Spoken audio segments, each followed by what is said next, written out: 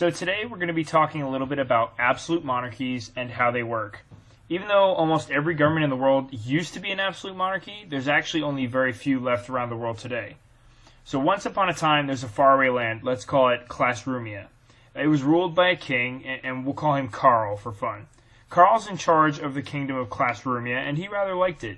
No one really told him what to do, and if he wanted to celebrate a holiday, or punish someone, or go to war, no one could argue with him.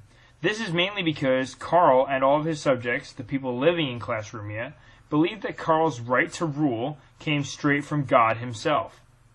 This is called the divine right of kings. We say divine because his authority and power came from God, and right because everyone believed he was born to be king and that no one could take that away from him.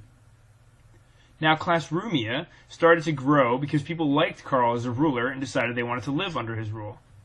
Unfortunately, Karl could no longer spend all day long running his kingdom and needed help, so he knighted some of his favorite subjects and then gave them small areas of land they could rule over themselves. Even though they were in charge of their little areas, or we call them fiefdoms, Karl was still the top dog and all of the power rested in him. Any small problems that came up throughout the day could be handled by the people who worked for him, but he still had the last say. The bigger Class Rumia got, the more people Karl had to hire to run his kingdom for him. When Karl started to get old and resigned from being king, his oldest son, Karl II, took over. Everyone in Class Rumia accepted him as king because of the divine right of kings. Basically, because he was Karl's son, everyone thought he was born to be king just like his dad.